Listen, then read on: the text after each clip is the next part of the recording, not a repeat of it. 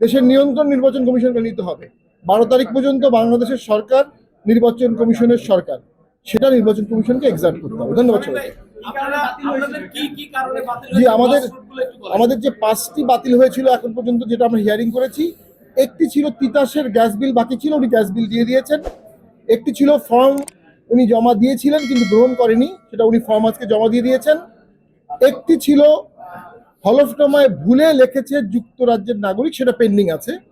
আরেকটি হচ্ছে দ্বৈত নাগরিকত্ব অনেক আগে ছিল, উনি স্বীকার করেছেন, কিন্তু নাগরিকত্ব পরিত্যাগের কাগজ দেননি, ওটা উনি পরে দিয়ে দিয়েছেন। এই তুচ্ছ গ্রাউন্ডগুলোতেই হয়েছে। আমরা মনে করি এগুলো সব ঠিক হয়ে যাবে। আরেকটি হচ্ছে শরীয়তপুরটা কি ছিল জানো, শরীয়তপুরটা কি নিয়েছিল প্রথম যেটা, হ্যাঁ শরীয়তপুর। আরেকটা ছিল হচ্ছে ওনার সিগনেচার না। তো এই 4টি মূলত আমাদের সাবস্টেন্টিভ ডিসকোয়ালিফিকেশন কারো আমরা এখন পর্যন্ত পাইনি।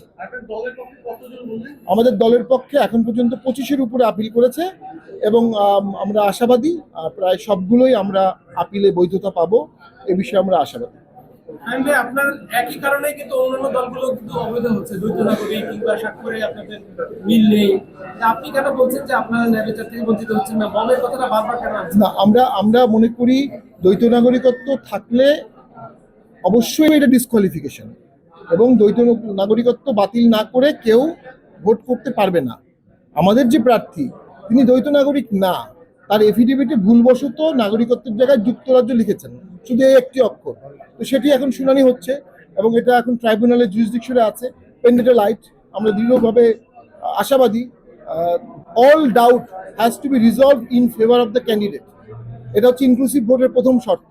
তো যেহেতু আমাদের ওই গঙ্গাছড়ার কেসে রিটার্নিং কর্মকর্তা তার দ্বৈত নাগরিকত্বের কোনো কাগজ দেখাতে পারেনি, তার বিদেশি পাসপোর্টের কোনো কাগজ কেউ দেখাতে পারেনি, আমরা আশাবাদী এখানে আমরা ন্যায় বিচার পাবো।